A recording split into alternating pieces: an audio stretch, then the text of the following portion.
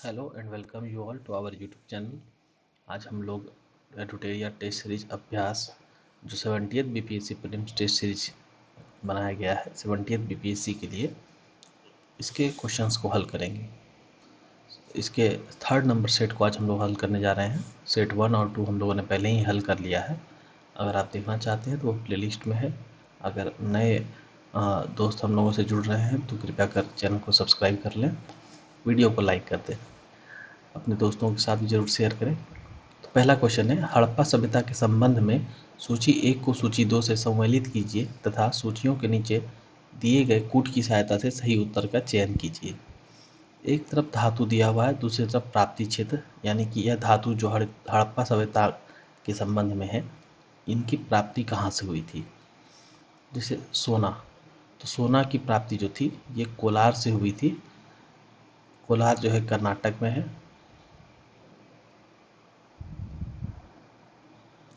तांबा जो है ये राजस्थान से प्राप्ति हुई थी इसकी। टिन जो है ये ईरान से, और लाजवर्ण मणि जो है यह मध्य एशिया से, ये स्थान से इन धातुओं की प्राप्ति हुई थी। आइए इसका एक्सप्लेनेशन देख लेते हैं। हड़प्पा सभ्यता एक विकसित सभ्यता थी। साक्ष्यों से पता चलता है कि इस सभ्यता में विदेशों से संपर्क और व्यापार भी उन्नत अवस्था में थी। यहाँ बहुत सारी वस्तुओं का आयात किया जाता था। संबंधित धातुओं, वस्तुओं तथा उनकी प्राप्ति स्थल का सुमेलन इस प्रकार से है: सोना कोलार कर्नाटक, तांबा राजस्थान, टिन ईरान और लाजवर्ण मणि मध्य एशिया से। नेक्स्ट क्वेश्चन है, उत्तर वैदिक काल में अन्य जनों ने मिलकर जनपदों का निर्माण किया था। पांचाल जनपद का निर्माण किन जनों को मिलाकर किया गया था। तो ये क्रीवी और तुवर्स थे। सॉरी, डी नंबर, क्रीवी और तुर्बस। उत्तर वैदिक काल में विभिन्न राजनीतिक एवं आर्थिक एवं तकनीकी कारणों से कबीलियाई राज्यों का पर्याप्त विस्तार हुआ। पूर्व वैदिक युग के जनों से बने कबीलियाई राज्यों का जनपदों के रूप में विस्तार हुआ। ऐसा विभिन्न जनों के आपस में मेल होने से हुआ। इसके दो प्रमुख उदाहरण हैं भरत और पुरु। कबीलों ने मिलकर कुरु राजवंश तथा क्रीवी और तुर्वस ने मिलकर पांचाल राज्य का स्थापना किया। इस प्रकार उत्तर वैदिक काल और उसके बाद के काल में वंशानुगत राज्य का महत्व बढ़ता चला गया। यहाँ से एक और हम लोग को पता चल गया, भरत और पुरु। भरत और पुरु ये कबीले मिलकर कुरु राजवंश की स्थापना कर रहे हैं। भरत और पुरु मिलकर के कुरु राजवंश की स्थापना कर रहे हैं। क्रीवी और तुर्वस मिलकर के पांचाल राज्य को स्थापित किए थे। नेक्स्ट क्वेश्चन है, भारतीय इतिहास के संदर्भ में द्वितीय नगरीकरण काल से क्या तात्पर्य है। तो ये महाजनपद काल से इसका संबंध है। द्वितीय नगरीकरण काल, महाजनपद काल। तो भारतीय इतिहास के संदर्भ में प्रथम नागरीकरण और द्वितीय नगरीकरण जैसे शब्दावलियों का प्रयोग अक्सर होता है। प्रथम नगरीकरण से तात्पर्य हड़प्पा सभ्यता से है, क्योंकि यह भारतीय इतिहास की अब तक की ज्ञात प्रथम सभ्यता थी और यह एक नगरीय सभ्यता थी। हड़प्पा सभ्यता के पतन के बाद वैदिक सभ्यता का प्रादुर्भाव हुआ, जो एक ग्रामीण सभ्यता थी। पुनः भारतीय इतिहास में द्वितीय नगरीकरण की प्रक्रिया महाजनपद युग, जो कि 6ठी से 3री शताब्दी ईसा पूर्व में हुई थी। इस काल में नगरों का प्रसार उत्तर भारत, उत्तर पश्चिम तथा मध्य भारत तक देखा जा सकता है। समकालीन ग्रंथों से भी विभिन्न नगरों की सूचना मिलती है। एक यूनानी विद्वान अरिस्टोबुलस यह सूचित करता है कि सिकंदर ने अपने आक्रमण के मध्य झेलम एवं ब्यास नदी के बीच 9 राज्यों के साथ साथ 500 नगरों को भी जीता था। संभव है कि नगरों की यह संख्या अतिशयोक्तिपूर्ण हो, फिर भी इतना तो माना जा ही सकता है, उन क्षेत्रों में कुछ नगर अस्तित्व में तो होंगे ही। तो समझिए, प्रथम सभ्यता की बात जो है वो हड़प्पा से होती है और द्वितीय सभ्यता की जो बात होती है वो महाजनपद काल से होती है। नेक्स्ट है, निम्नलिखित कथनों पर विचार करें। देखिए, 70th बीपीएससी के लिए जो भी आप लोग तैयारी कर रहे हैं, मेरा बिल्कुल कहना है कि आप लोग एक भी टेस्ट सीरीज को छोड़े नहीं, सारे के सारे जितने भी टेस्ट कराए जा रहे हैं इसको ज़रूर देखें। इससे ये होगा कि कम समय में ज़्यादा से ज़्यादा नॉलेज को आप लोग ग्रास्प कर सकेंगे। पढ़ना तो अपनी जगह है, बट टेस्ट का अपना महत्व है। निम्नलिखित कथनों पर विचार करें। समुद्रगुप्त को भारत का नेपोलियन कहा जाता है। बिल्कुल सही है। समुद्रगुप्त परम भागवत की उपाधि धारण करने वाला प्रथम गुप्त सम्राट था। यह भी सही है। आइए एक्सप्लेनेशन देख लेते हैं। समुद्रगुप्त एक प्रतापी शासक था। उसने उत्तर एवं दक्षिण भारत के अनेक राज्यों पर विजय प्राप्त करके अपने अधीन कर लिया। प्रसिद्ध इतिहासकार विंसेंट स्मिथ ने अपनी पुस्तक अर्ली हिस्ट्रीज ऑफ इंडिया में समुद्रगुप्त की वीरता और विजयों पर मुग्ध होकर उसे भारत का नेपोलियन की संज्ञा दी है। आप लोग जानते होंगे समुद्रगुप्त का जो घोड़ा था, ऐसा ऐसा कहा जाता है कि वो 3 समुद्र का पानी पीता था। यानी ये एक कहावत है जिससे कि ये पता चलता है कि समुद्रगुप्त का विस्तार जो था क्षेत्र का, वो 3 तरफ के नदियों तक था, यानी कि बहुत बड़ा इसका विस्तार था क्षेत्र का। समुद्रगुप्त परम भागवत की उपाधि धारण करने वाला प्रथम गुप्त सम्राट था। चंद्रगुप्त द्वितीय, जिसने विक्रमादित्य की उपाधि भी धारण की थी, द्वितीय गुप्त शासक था जिसने परम भागवत की उपाधि धारण की थी। तो पहला तो समुद्रगुप्त था। दूसरा अगर कहा जाए दूसरा गुप्त शासक कौन था जिसने परम भागवत की उपाधि धारण की, तो वो चंद्रगुप्त द्वितीय था। तो देखिए, एक्सप्लेनेशन के साथ पढ़ने से हम लोग को यही फायदा होता है कि जो क्वेश्चन में दिया गया फैक्ट है वो तो हम लोग पढ़ ही लेते हैं, उसके साथ में जो एक्स्ट्रा फैक्ट निकल के आता है उसको भी हम लोग समझ लेते हैं। नेक्स्ट है, निम्नलिखित में से कौन सा ग्रंथ वेदांत दर्शन के 3 आधारों में सम्मिलित नहीं है? तो अरण्यक ग्रंथ जो हैं यह वेदांत दर्शन के 3 आधारों में शामिल नहीं है। वेदांत दर्शन को भारतीय विचारधारा का पराकाष्ठा माना जाता है। वेदांत का शाब्दिक अर्थ है वेद का अंत या वैदिक विचारधारा की पराकाष्ठा।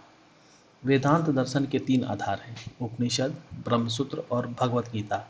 इन्हें वेदांत दर्शन की प्रस्थानत्रयी कहा गया है। कई सूक्ष्म भेदों के आधार पर वेदांत दर्शन के भी कई उप संप्रदाय हैं। तो कौन सा ग्रंथ अगर पूछा जाए वेदांत दर्शन के 3 आधारों में शामिल नहीं है, तो वो आरण्यक हो जाएगा।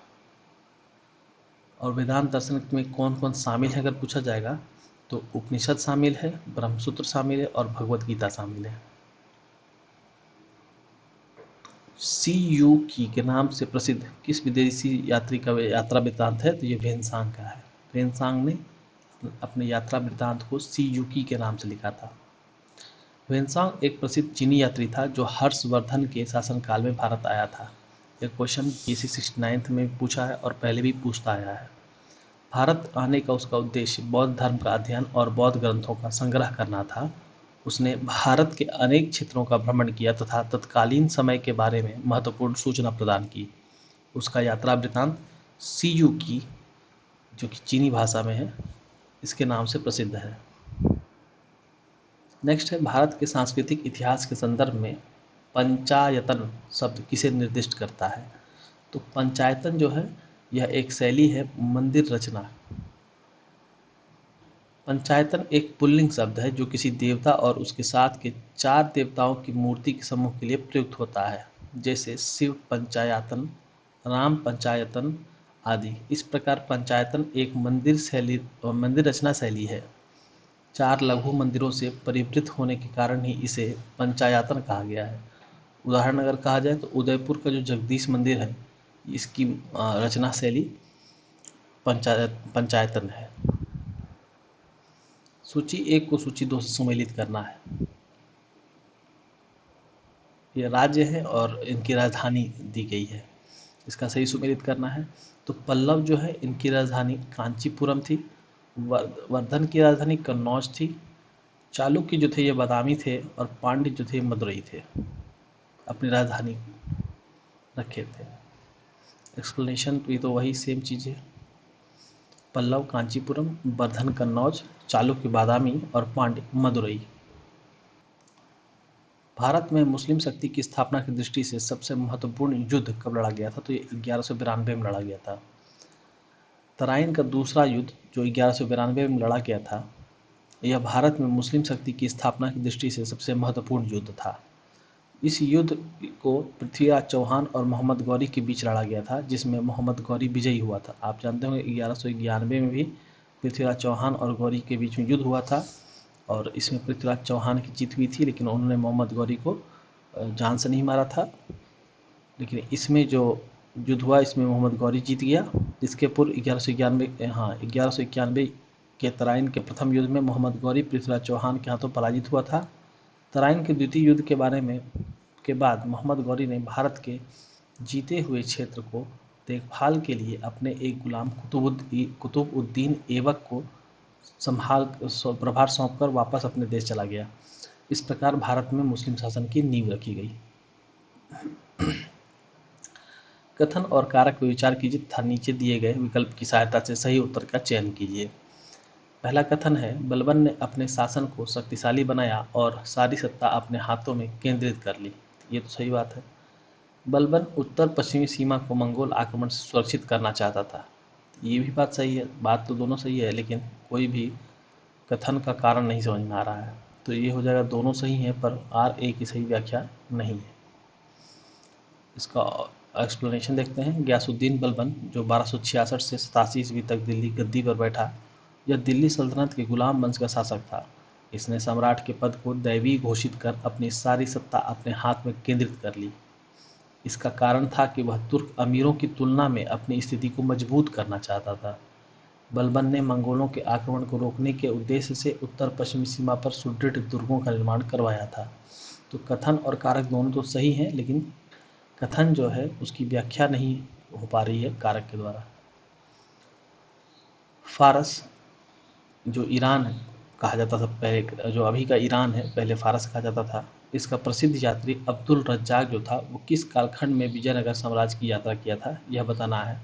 तो आप लोग जानते होंगे कि जो फारस का प्रसिद्ध यात्री अब्दुल रज्जाक था, यह संगम वंश के शासक देवराय द्वितीय के समय में 1422 से 46 के बीच विजयनगर सम्राट की यात्रा किया था। इसलिए ये जो है 15वीं शताब्दी का उत्तरार्ध हो जाएगा।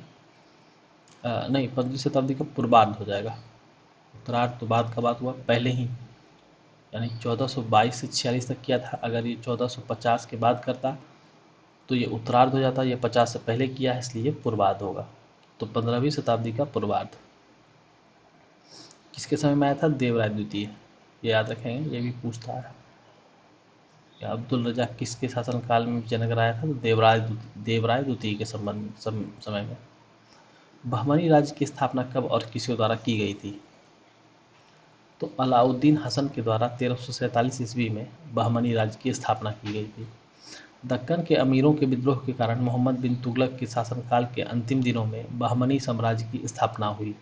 जफर खान उर्फ हसन गंगू नाम के एक सरदार ने अलाउद्दीन हसन ने बहमनी साम्राज्य की नींव डाली।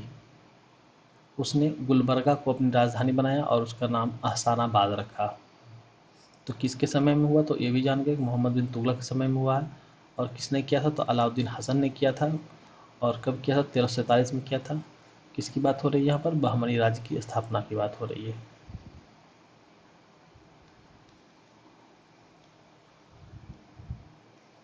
अगर आप लोग को सेशन अच्छा लग रहा है तो कृपया कर कमेंट में आप लिख सकते हैं। शुद्धाद्वैतवाद का प्रतिपादन किसके द्वारा किया गया था? तो शुद्धाद्वैतवाद जो था ये वल्लभाचार्य के द्वारा किया गया था। श्री वल्लभाचार्य एक तेलुगु ब्राह्मण श्री लक्ष्मण भट्ट के पुत्र थे। उन्होंने रुद्र संप्रदाय के प्रवर्तक विष्णु स्वामी के मत का अनुसरण तथा विकास करके अपना शुद्धाद्वैत मत यानी शुद्ध अद्वैतवाद या पुष्टि मार्ग का प्रतिपादन किया था।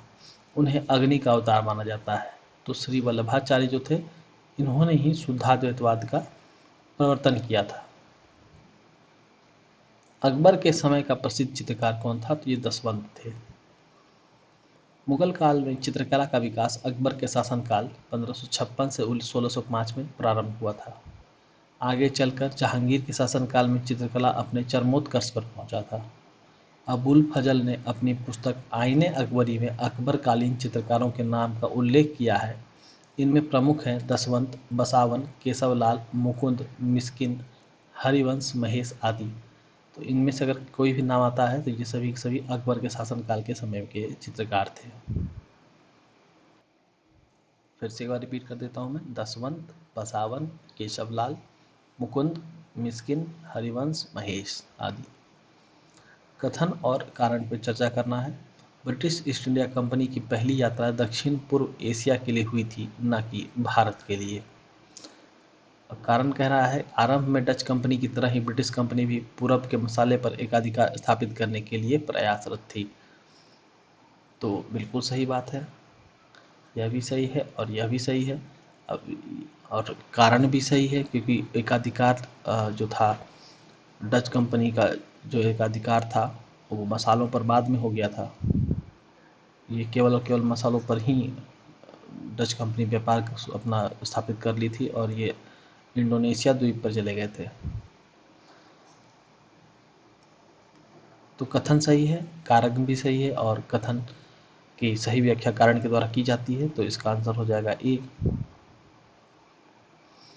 भारत समेत दक्षिण पूर्व एशिया के देशों के साथ पुर्तगालियों का व्यापारिक एकाधिकार तब टूटा जब 17वीं शताब्दी के आरंभ में इन क्षेत्रों में डच और ब्रिटिश कंपनियों का आगमन हुआ।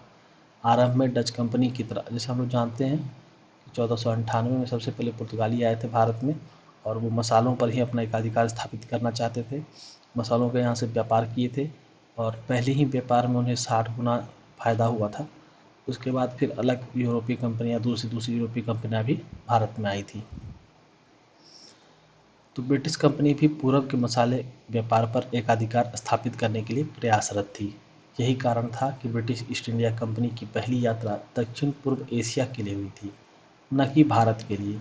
आगे चलकर पुर्तगालियों को उनके अधिकांश भूभाग से वंचित कर दिया गया।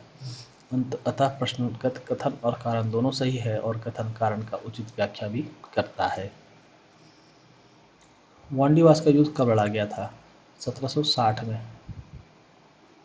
1759 में वेदरा का युद्ध लड़ा गया था, ये भी याद रखिएगा, जो डच और अंग्रेजी और सेना और डच के बीच का था। और वांडीवास का जो युद्ध था ये अंग्रेज और फ्रांस के बीच में लड़ा गया था, फ्रांसीसियों के बीच में। वांडीवास का युद्ध जनवरी 1760 में अंग्रेज तथा फ्रांसीसियों के बीच लड़ा गया था। इस युद्ध में फ्रांसीसी पराजित हुए थे। पराजय के उपरांत भारतीय क्षेत्रों में फ्रांसीसियों की महत्वाकांक्षा हमेशा के लिए खत्म हो गई थी।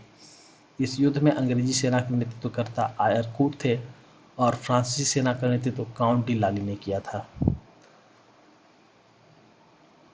तो 1760 में जो युद्ध हुआ था वो अंग्रेज और फ्रांसीसियों के बीच हुआ था। 1759 में याद रखेंगे वेदरा का युद्ध हुआ था, जो कि अंग्रेज और डच के बीच में हुआ था और अंग्रेज में भी डच को हरा दिए थे। तो एकाधिकार धीरे धीरे अंग्रेजों का स्थापित हो गया। निम्नलिखित कथनों पर विचार करें। अंग्रेजों के द्वारा भू राजस्व की वसूली के लिए रैयतवारी व्यवस्था को उत्तर पश्चिम भारत में लागू किया गया था। इस राजस्व व्यवस्था के जन्मदाता टॉमस मुनरो और कैप्टन रीड थे। तो इसमें क्या कह रहा है, कौन से कथन सही है ये बताना है।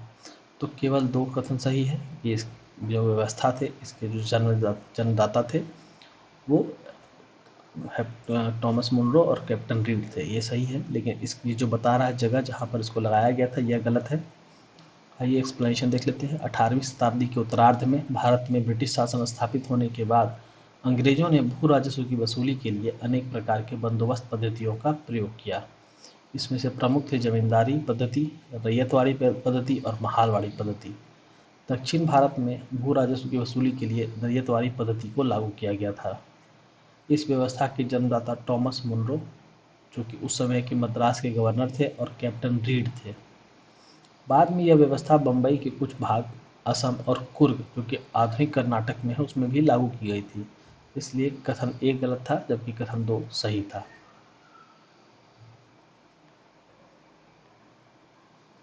किस कंपनी ने सर्वप्रथम भारत में रेल यात्रा का संचालन किया था? तो great Indian peninsula railway company जो थी, इन्होंने सर्वप्रथम भारत में रेल यात्रा का संचालन किया था। लॉर्ड डलहौजी के कार्यकाल में भारत में सर्वप्रथम रेलवे का परिचालन प्रारंभ किया गया था। आप सभी जानते हैं बम्बई से ठाणे किया गया था 26 मील।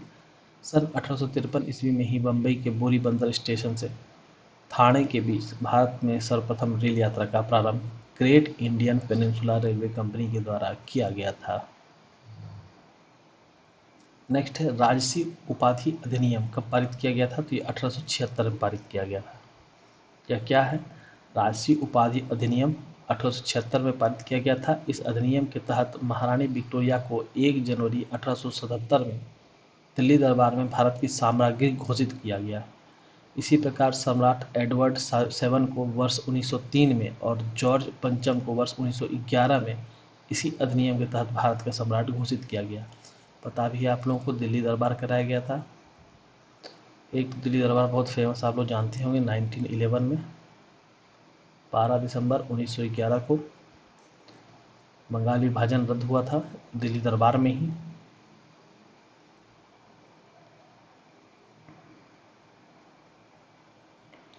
कूट की सहायता से सूची 1 सूची 2 को मिलाना है। तो देखिए, विलियम बेंटिक जो थे ये अंग्रेजी शिक्षा पद्धति को लागू करने में सहायता किए थे। चार्ल्स मेडकॉफ जो थे इन्होंने प्रेस पर से प्रतिबंध हटाया था, इसलिए चार्ल्स मेडकॉफ को प्रेस का मुक्तिदाता भी कहा जाता है। रॉबर्ट क्लाइव जो थे ये बंगाल में द्वैत शासन लागू किए थे और लॉर्ड कर्जन भारतीय पुरातत्व सर्वेक्षण की स्थापना किए थे। तो इस तरह से ये सुमेलित हो गया। रिक्त स्थानों की पूर्ति विकल्प में दिए गए उचित शब्द के आधार पर करना है। महाराष्ट्र में रामोसी कृषक जत्था को किसने स्थापित किया था? तो ये वासुदेव बलवंत फड़के ने रामोसी कृषक जत्था को स्थापित किया था। प्रारंभिक भारतीय क्रांतिकारियों में अग्रगण्य वासुदेव बलवंत फड़के ने बंबई प्रेसिडेंसी के रामोसी जनजाति के लोगों को संगठित करके उन्हें प्रशिक्षित लड़ाकू बल में परिवर्तित करने का काम किया और रामोसी कृषक जत्था की स्थापना की थी। ब्रिटिश सरकार द्वारा बलवंत फड़के को गिरफ्तार कर काला पानी की सजा दे दी गई और 1883 ईस्वी में आमरण अनशन करने से इनकी मृत्यु हो गई थी। बंगाल गजट भारत का पहला समाचार पत्र था। इसे कब और किसके द्वारा प्रकाशित किया गया था? तो जेम्स ऑगस्टस हिक्की के द्वारा किया गया था। ये तो आप लोग जानते ही होंगे, अगर साल नहीं भी याद हो, अगर आपको यह याद है किसके द्वारा किया गया था तो जेम्स ऑगस्टस हिक्की एक ही ऑप्शन में है 1780। इसका आंसर हो जाएगा जेम्स ऑगस्टस हिक्की 1780 में किए थे। भारत का पहला समाचार पत्र बंगाल गजट था। सन 1780 ईस्वी में जेम्स ऑगस्टस हिक्की ने इसे प्रकाशित करना प्रारंभ किया था। हिक्की को कंपनी की आलोचना करने के अपराध में सजा भुगतनी पड़ी थी, लेकिन उसने अपनी नीति नहीं बदली। आगे चलकर हिक्की के प्रेस को जब्त कर लिया गया और इस प्रकार से बंगाल गजट का अंत हो गया। नेक्स्ट है राष्ट्रीय आंदोलन के दौरान स्थापित होने वाली निम्नलिखित संस्थाओं पर विचार कीजिए। ये सारी संस्थाएं हैं। अब इसमें कालानुक्रम से आपको सजाना है। तो सबसे पहले लैंड होल्डर सोसाइटी जो थी यह बनी थी। इसकी स्थापना 1838 ईस्वी में की गई थी। इसके बाद द ब्रिटिश इंडिया एसोसिएशन की स्थापना हुई थी और यह जो है 1851 में किया गया था। तो 4 देन 1 ये आपका आंसर है। अगर यहाँ से चलिए आप तो आपका सी गलत हो जाएगा और बी भी गलत हो जाएगा। अगर आपको पहला का आंसर नहीं भी याद होता तो भी अगर आप ऑप्शन देखते तो ऑप्शन चारों ऑप्शन में 4 थे, तो यह तो तय हो जाता कि पहला जो उसका आंसर होगा ये 4 ही होगा। ये सबसे पहले ही यही स्थापित हुआ होगा। तो ये हम लोग एलिमिनेशन टेक्निक इसको कहते हैं और एग्ज़ाम में आपको एलिमिनेशन टेक्निक का बहुत ही इस्तेमाल करना पड़ेगा,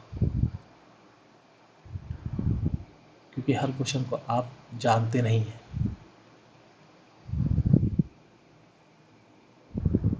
ठीक है, तो लैंड होल्डर सोसाइटी और उसके बाद द ब्रिटिश इंडिया एसोसिएशन, इसकी स्थापना 1851 में हुई थी।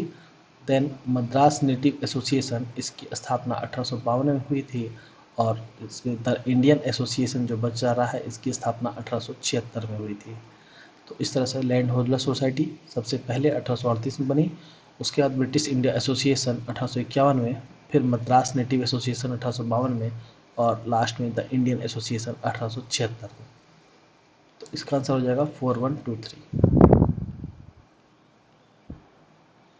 अभिनव भारत नामक क्रांतिकारी संगठन की स्थापना किसके द्वारा और कब की गई थी? तो वी.डी. सावरकर के द्वारा 1904 में की गई थी। इसके पहले यही संगठन जो था ये मित्र मेला के नाम से भी जाना जाता था। ये पूछा जाता है कि मित्र मेला संगठन जो था ये किसकी पूर्ववर्ती शाखा थी? तो ये अभिनव भारत। विनायक दामोदर सावरकर ने 1904 ईस्वी में अभिनव भारत नामक क्रांतिकारी संगठन भारत में स्थापित प्रारंभिक क्रांतिकारी संगठनों में से एक था। इस संगठन से जुड़े प्रमुख तथ्य इस प्रकार थे। इसके संस्थापक वी.डी. सावरकर थे। इसकी स्थापना का वर्ष 1904 और स्थान नासिक महाराष्ट्र था। एक स्वतंत्र संप्रभुता संपन्न राष्ट्र के रूप में पाकिस्तान का जन्म अलीगढ़ मुस्लिम विश्वविद्यालय में हुआ था। ये कथन किसका है? तो आगा खां का यह कथन है। उन्होंने कहा था कि एक स्वतंत्र संप्रभुता संपन्न राष्ट्र के रूप में पाकिस्तान का जन्म अलीगढ़ मुस्लिम विश्वविद्यालय में हुआ था।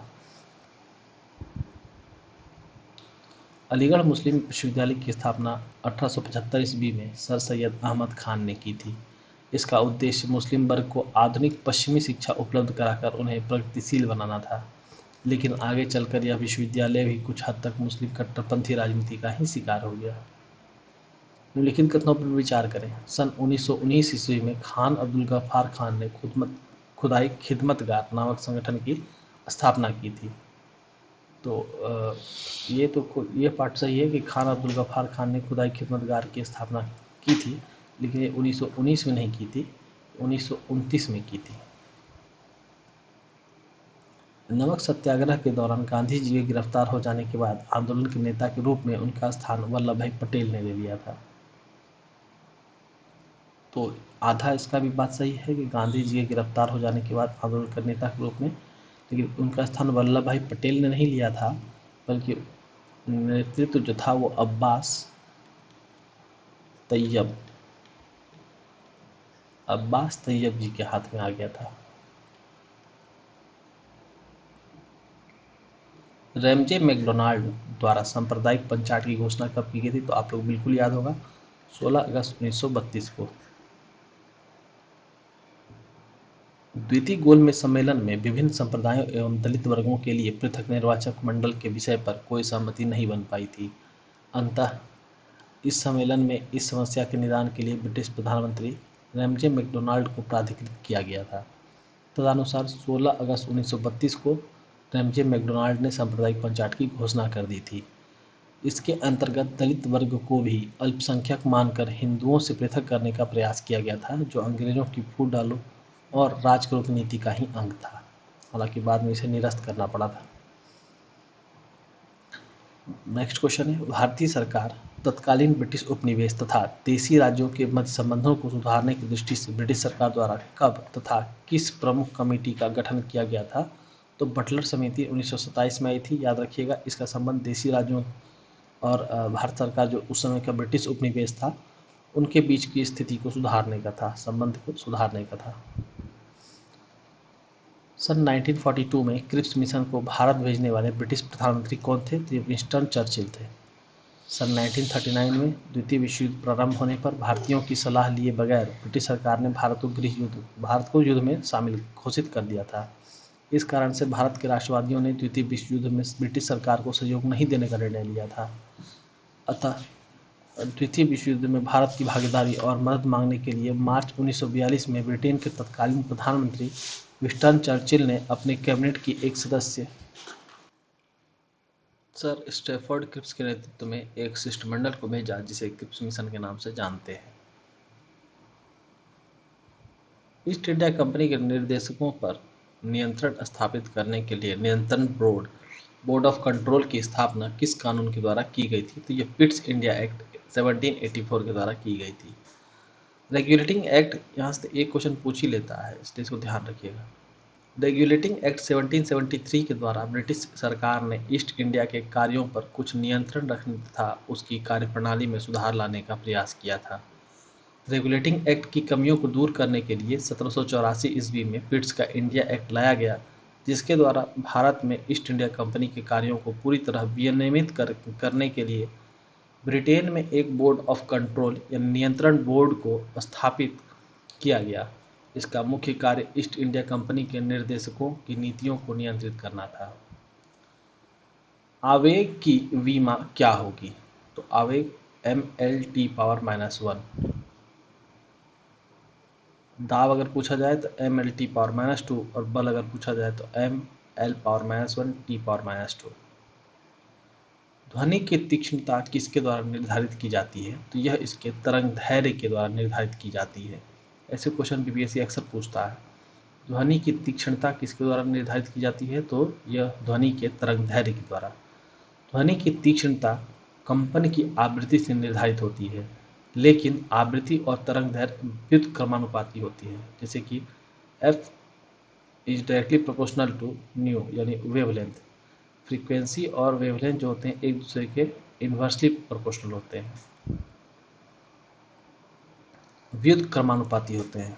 इस प्रकार कहा जा सकता है कि ध्वनि की तीक्ष्णता उसके तरंग दैर्घ्य पर निर्भर करती है।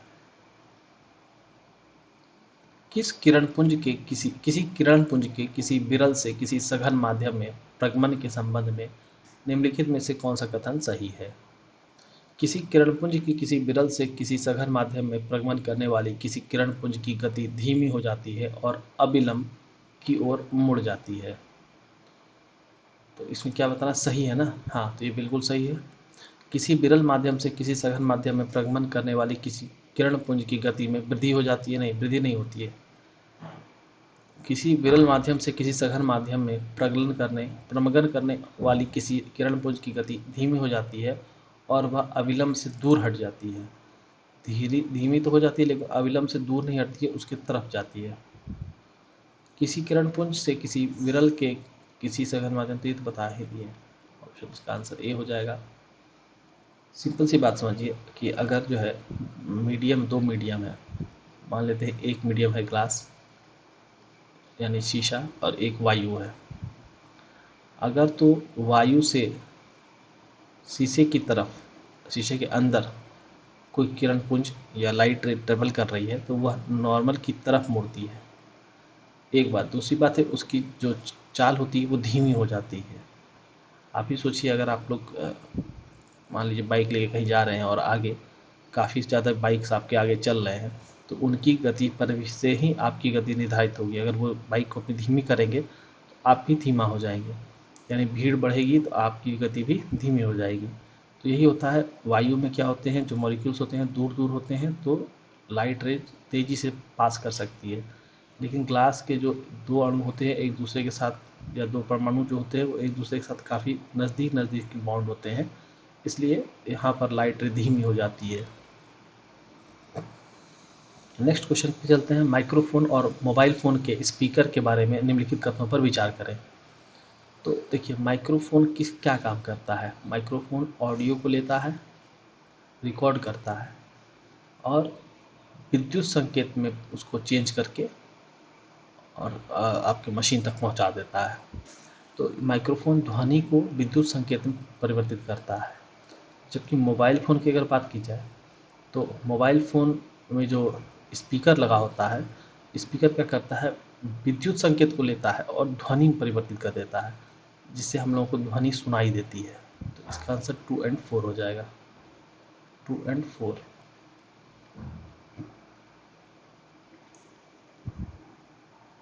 कोई वस्तु ऊंचाई से फर्श पर गिरती है, इसके गिरने के दौरान क्या एक समान बना रहता है? तो त्वरण यानी एक्सेलरेशन जो होता है वह एक समान बना रहेगा। यदि किसी उत्तल लेंस के फोकस पर कोई वस्तु रखी है तो इसका प्रतिबिंब कहाँ बनेगा? तो अगर फोकस पर रखा होगा तो उसका प्रतिबिंब इन्फिनिटी यानी अनंत पर बनेगा। एक क्वेश्चन इससे भी आता है, इसलिए ये देख लीजिएगा कहाँ पर कौन से वस्तु को रखेंगे तो उसका प्रतिबिंब कहाँ बनेगा। तीनों में देख लीजिएगा, उत्तल लेंस, उत्तल दर्पण और उधर आपका अवतल लेंस और अवतल दर्पण, और सामान्य जो मिरर, प्लेन मिरर जो होता है दर्पण घर वाला, उसमें भी देख लीजिएगा। तो इससे एक क्वेश्चन पूछे जाते हैं। निम्नलिखित में से कौन सा एक कथन सही नहीं है? विद्युत मोटर विद्युत ऊर्जा को यांत्रिक ऊर्जा में परिवर्तित करती है। तो बिल्कुल सही बात है। विद्युत जनित्र यानी जनरेटर, नाम ही है जनरेटर, तो विद्युत चुम्बकीय प्रेरण के सिद्धांत पर कार्य करता है। ये भी बिल्कुल सही है। धारा वहन करने वाली लंबी वृत्ताकार कुंडली के केंद्र पर चुंबकीय क्षेत्र समानांतर सीधी रेखाओं में होगा। बिल्कुल सही है। अगर इस तरह से कोई कुंडली बनी हुई है, वृत्ताकार कुंडली है, तो इसका चुंबकीय क्षेत्र होता है यानी मैग्नेटिक फील्ड होता है, वो इस तरह से मैग्नेटिक फील्ड लाइन्स होते हैं पैरेलल एक दूसरे के। तो यह भी सही है। हरे रंग के विद्युत रोधन वाला समान तार सामान्यतः किसी विद्युत आपूर्ति का विद्युतमय तार होता है। तो ये गलत है। हरा रंग जो होता है वह भूमि में संपर्क में होता है, अर्थ डराता है। तो ये ध्यान रखिएगा। हरे रंग के विद्युत रोधन वाला तार भूकंप संपर्कित होता है तथा लाल और काले रंग के विद्युत रोधन वाली तार क्रमशः विद्युन्मय और उदासीन होते हैं। यानी रेड जो होता है वो पॉजिटिव होता है और ब्लैक नेगेटिव होता है। ग्रीन जो होता है वो ग्राउंड होता है। अगर किसी गोलाकार चमकदार चम्मच को सामान्यतः क्या माना जाएगा? अगोलाकार चमकदार चम्मच को परिवलीय दर्पण माना जाता है। किसी यौगिक में विद्यमान संघटकों को पृथक करने के लिए कौन सी विधि का उपयोग करेंगे?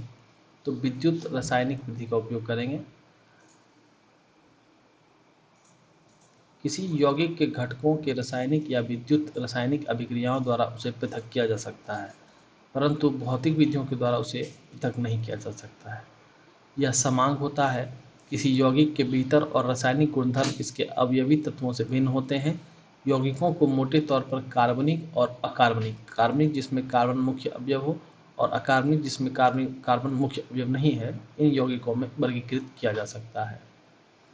नेक्स्ट है, दीवारों पर सफेदी करने के दौरान बुझा हुआ चूना वायु में उपस्थित कार्बन डाइऑक्साइड के साथ धीमी गति से अभिक्रिया करके दीवारों पर कैल्शियम कार्बोनेट की एक पतली परत बना देता है। तो कौन सी अभिक्रिया इसे सही निरूपित करती है? तो कैल्शियम हाइड्रोक्साइड हम लोग जानते हैं, यही स्लेग लाइम का या बुझा हुआ चूना का फार्मूला होता है। यह वायु में जो मौजूद कार्बन डाइऑक्साइड होता है इससे रिएक्ट करता है और कैल्शियम कार्बोनेट और वाटर बनाता है। हीरा और ग्रेफाइट के संबंध में कौन सा कथन सही है? हीरा कठोर होता है किंतु ग्रेफाइट मुलायम और फिसलन युक्त होता है, ये बिल्कुल सही है। हीरा और ग्रेफाइट की संरचना समरूपी होती है। नहीं, इसकी संरचना जो है, कौन सा कथन सही है? इसकी संरचना सही नहीं होती। ये समरूप, हीरा और ग्रेफाइट समरूप होते हैं लेकिन इनकी संरचना अलग अलग होती है। हीरा की संरचना जो होती है ये इस प्रकार का होता है, ऐसे इस तरह का, और फिर इसके साथ फिर 4 अणु जुड़े रहते हैं, इस तरह से करके इसकी संरचना होती है। जबकि ग्रेफाइट जो होती है इसकी संरचना कुछ इस प्रकार से होती है, हेक्सागोनल होता है ये, और ये ऑक्टागोनल या टेट्राहेड्रॉन होता है। हीरा और ग्रेफाइट में सदृश भौतिक और रासायनिक गुणधर्म होते हैं, तो ये भी बात सही नहीं है। इनके भौतिक और रासायनिक गुणधर्म अलग अलग होते हैं,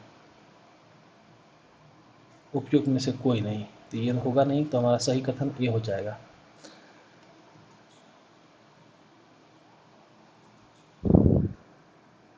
यहाँ देखिए इसके आंसर में ये चीज़ गलत दिया हुआ है, हीरा और ग्रेफाइट के बारे में कथन भी सही है, ये गलत दिया हुआ है, आप इससे मिसलीड मत होइएगा।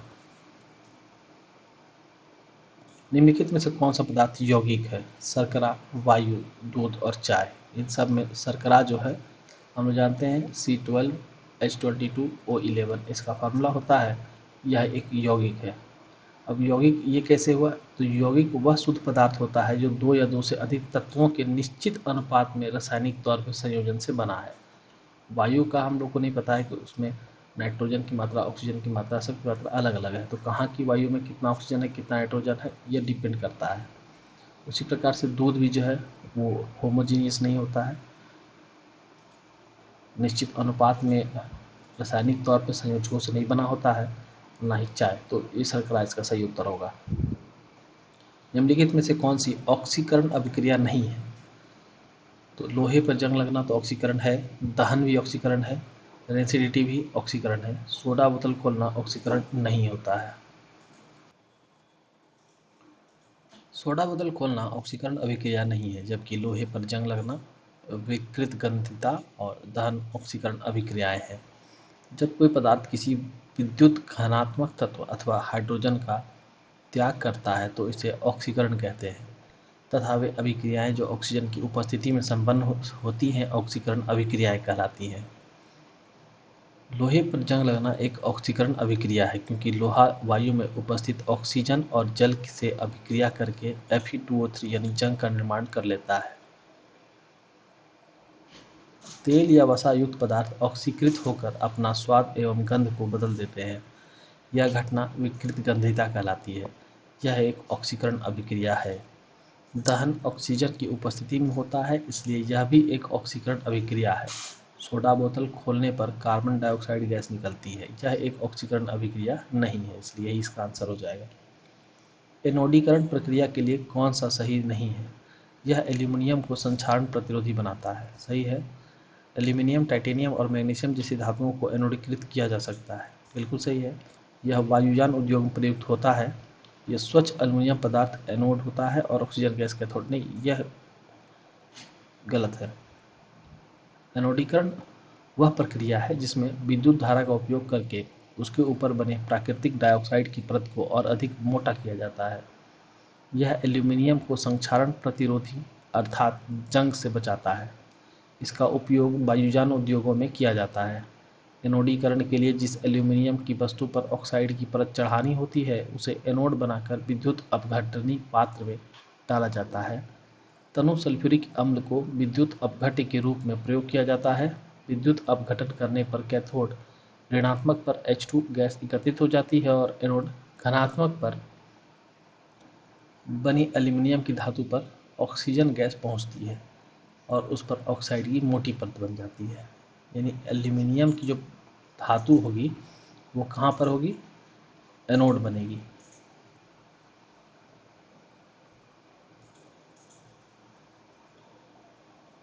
और इसी एनोड पर क्या होगा, ऑक्सीजन गैस की मोटी परत चढ़ेगी। तो यहाँ पर आधा तो सही था कि स्वच्छ एल्यूमिनियम पदार्थ एनोड होता है, लेकिन यह गलत था कि ऑक्सीजन गैस कैथोड पर उत्पन्न होगा। ऑक्सीजन गैस कहाँ होगा, एनोड पर ही होगा। एनोड पर ही एल्यूमिनियम पदार्थ भी होगी और एल्यूमिनियम पदार्थ पर ही एनोड पर ऑक्सीजन गैस उत्पन्न होता है। अगला सवाल है, नेपथलीन पीली कजली ज्वाला येलो सूटी फ्लेम के साथ जलता है, इसका क्या कारण है। तो हम लोग जानते हैं येलो सूटी फ्लेम वो सभी पदार्थ देते हैं जो कि पूरी तरह से जल नहीं पाते हैं, तो ये अपूर्ण दहन के कारण ऐसा होता है।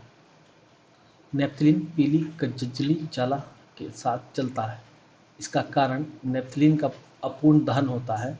नेपथलीन कच्चे तेल से प्राप्त एक चक्रीय हाइड्रोकार्बन है। यह एक कीटनाशक है जिसका उपयोग विकर्षण के रूप में भी किया जाता है।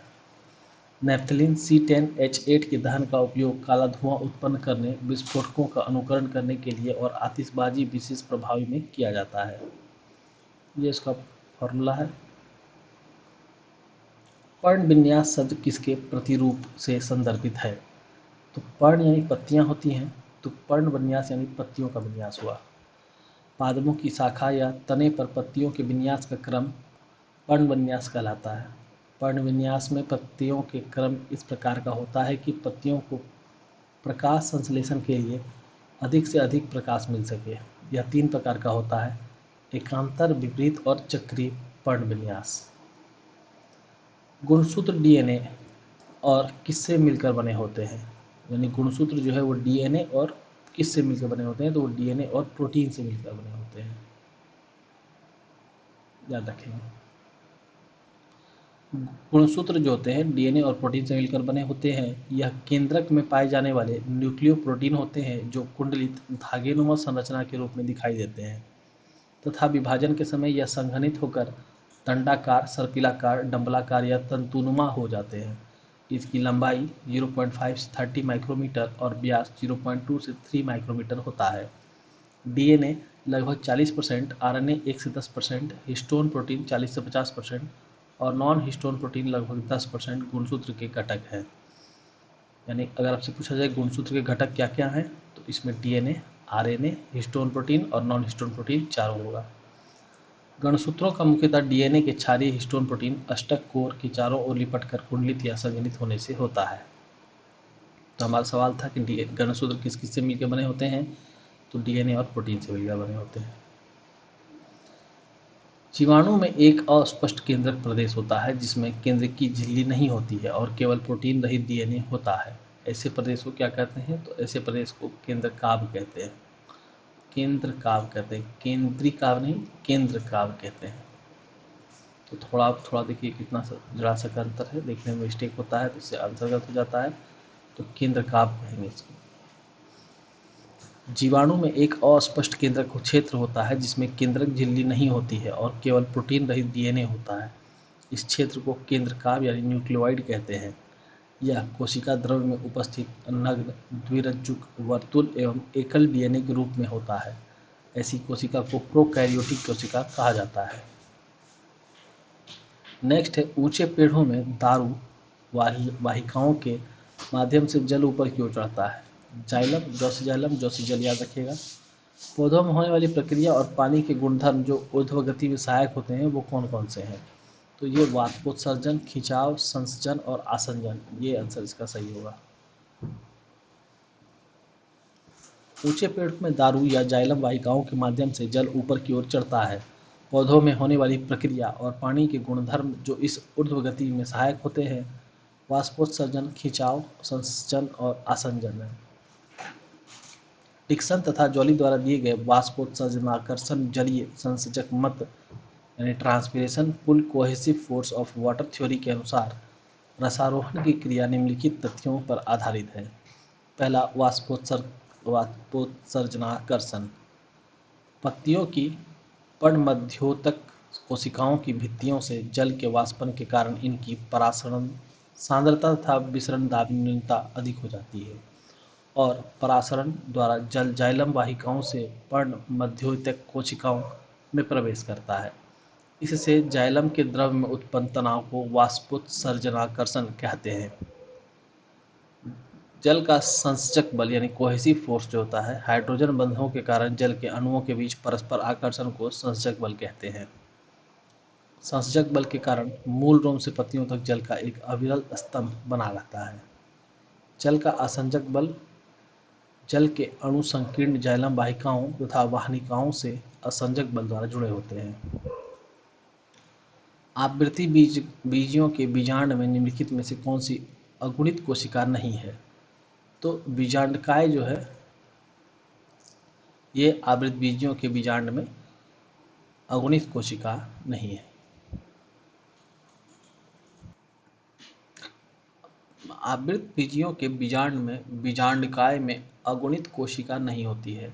यह मादा युग्म कोभिद भ्रूण कोष्ठ के बाहर स्थित द्विगुणित कोशिका या उत्तक है। शेष तीनों भ्रूण कोश में स्थित अगुणित कोशिकाएं हैं। यहाँ पर अगुणित कोशिकाएं नहीं है पूछ रहा था, तो बीजांडकाय जो है अगुणित कोशिकाएं नहीं है। बाकी अंड, सहायक कोशिका, प्रतिव्यासांग तीनों ही अगुणित कोशिकाएं हैं, इसलिए इसका आंसर हो जाएगा। किसी धावक को दौड़ने के बाद पूरी पेशी में ऐंठन और दर्द महसूस होता है, यह किसके संचयन से होता है? तो लैक्टिक एसिड के कारण ऐसा होता है। लैक्टिक एसिड कब बनता है? जबकि ऑक्सीजन की मात्रा घट जाती है बॉडी के अंदर, तो नॉन एरोबिक रिस्पिरेशन होता है, तो उस कारण से लैक्टिक एसिड बनता है। यदि मानव रुधिर की लाल रुधिर कोशिकाओं को पृथक किया जाता है और उन्हें सामान्य लवण के घोल यानी रुधिर का समपरासी विलयन में तनुकृत किया जाता है, तो आरबीसी का क्या होगा? तो आरबीसी इस केस में सिकुड़ जाएंगे। यदि मानव रक्त की लाल कोशिकाओं को अलग कर दिया जाए और सामान्य खारा यानी रक्त का एक आइसोटोनिक समाधान में पतला कर दिया जाए, तो आरबीसी सिकुड़ जाएंगी। ऐसा इसलिए है क्योंकि टेस्ट ट्यूब में नमक के घोल में पानी खोने से लाल रक्त की कोशिकाएं सिकुड़ जाएंगी। यकृत द्वारा स्रावित पित्त के संबंध में कौन सा कथन सही नहीं है? पित्त में लिपिडों के पाचन के लिए एंजाइम होते हैं, यह कथन सही नहीं है। पित्त वसाओं के पायसीकरण में सहायक होता है, ये सही है। पित्त अमाशय से आने वाले खाद्य के अम्लीय पीएच को उदासीन करता है, यह भी सही है। पित्त खाद्य के पीएच को क्षारीय करता है और अग्नाशयी एंजाइमों की क्रिया को सुगम बनाता है, यह भी सही है। यकृत द्वारा स्रावित पित्त के संबंध में कथन ए सही नहीं है। पित्त यकृत द्वारा स्रावित एक पाचक रस है, हालांकि इसमें कोई भी पाचक एंजाइम नहीं होता है। यह वसा के पाचन में महत्वपूर्ण भूमिका निभाता है। पित्त रस में बिलिरुबिन और बिलिवर्डिन जैसे पित्त लवण होते हैं। सामान्य मनुष्य का रक्तदाब 120/80 mmHg होता है। यह संख्याएं रक्तदाब को दर्शाती हैं, तो यह निलय संकुचन और निलय विश्रांति पर रक्तदाब को दर्शाती हैं। ये 120 जो होता है यह निलय संकुचन होता है और 80 जो होता है यह निलय विश्रांति होता है। शीघ्र और दक्ष अनुक्रिया के लिए प्राणियों में प्रतिवर्त चाप विकसित होते रहते हैं। निम्नलिखित में से कौन सा अनुक्रम प्रतिवर्ती चाप को सटीक रूप से निरूपित करता है? तो ग्राही संवेदी न्यूरॉन, मस्तिष्क मेरुरज्जु में रिले न्यूरॉन, प्रेरक न्यूरॉन, यह इसको सही रूप से निरूपित करता है।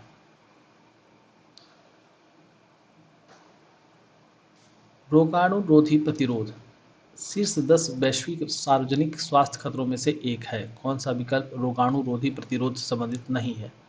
रोगाणुरोधी प्रतिरोध को एंटी माइक्रोबियल रेजिस्टेंस भी कहते हैं, यानी कि जब किसी माइक्रोब को मारने के लिए जो दवाओं का हम लोग इस्तेमाल करते हैं, एंटीबायोटिक्स का इस्तेमाल करते हैं, उसके प्रति वह प्रतिरोध की क्षमता विकसित कर लेता है, तो वो रोगाणुरोधी प्रतिरोध कहलाता है।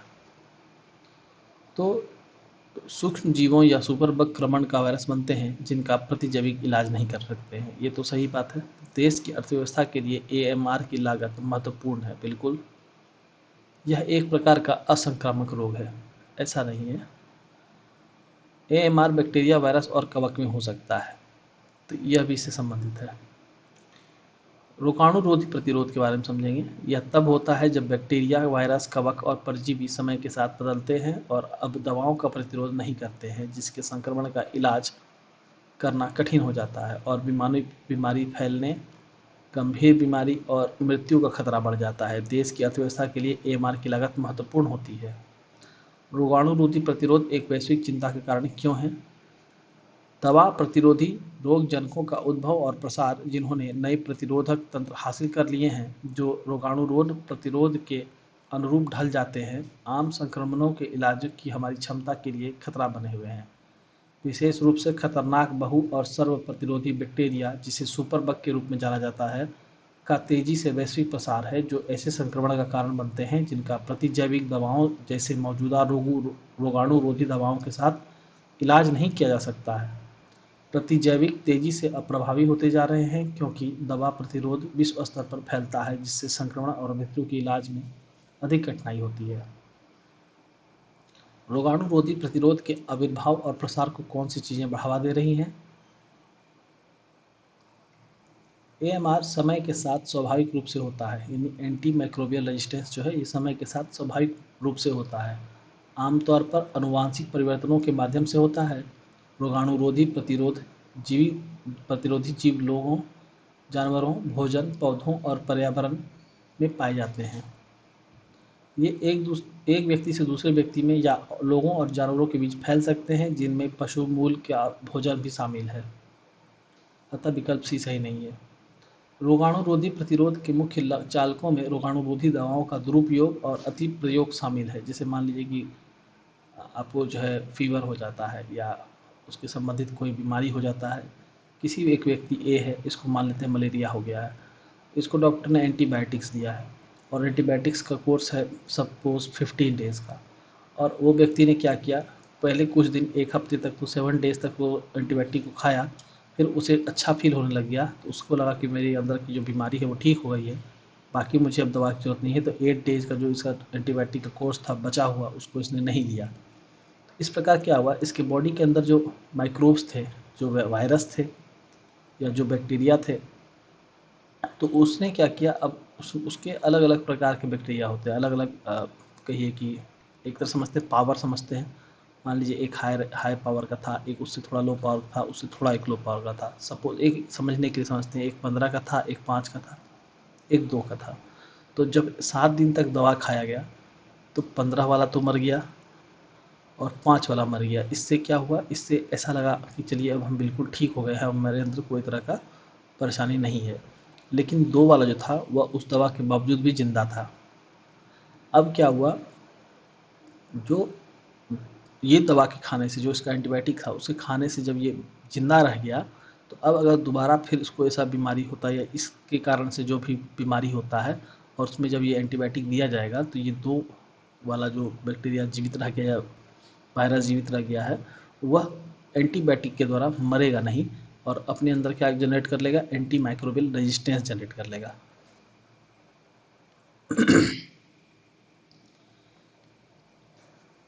तो मनुष्यों और जानवरों दोनों के लिए स्वच्छ पानी, स्वच्छता तक की पहुँच की कमी, स्वास्थ्य सुविधाओं और खेतों आदि में निम्न श्रेणी के संक्रमण और रोग की रोकथाम और नियंत्रण, ये सभी शामिल है। प्रतिजैविक प्रतिरोधी माइक्रोबैक्टीरियम ट्यूबरकुलोसिस निस्पीड़न वैश्विक तपेदिक महामारी को नियंत्रित करने के लिए खतरा है। WHO का अनुमान है कि 2018 में विश्व स्तर पर पहचाने गए रैमपी सीन प्रतिरोधी टीबी के लगभग आधे मिलियन नए मामले मिले हैं, जिनमें से अधिकांश बहुदवा प्रतिरोधी टीबी है, जो 2 सबसे शक्तिशाली एंटीबीटी दवाओं के लिए प्रतिरोधी है। विकास की वर्तमान स्थिति के साथ क्वांटम कंप्यूटिंग निम्नलिखित में से कौन सा कार्य प्रभावी ढंग से कर सकता है? तो दवाएं वितरित करना, क्रिप्टोग्राफी, अनुसंधान, रसद अनुकूलन और सुरक्षित संचार सभी को क्वांटम कंप्यूटिंग कार्य प्रभावी ढंग से कर सकता है।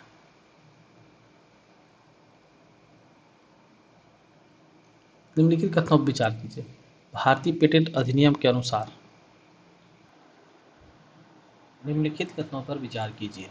पहला है, भारतीय पेटेंट अधिनियम के अनुसार किसी बीज को बनाने की जैव प्रक्रिया को भारत में पेटेंट कराया जा सकता है। नहीं, ऐसा तो नहीं है। भारत में कोई बौद्धिक संपदा अपील बोर्ड नहीं है। तो ये भी गलत हो जाएगा। पादप किस्म भारत में पेटेंट कराए जाने की पात्र नहीं है। हाँ, ये भी सही है। तो इसका आंसर हो जाएगा केवल 3।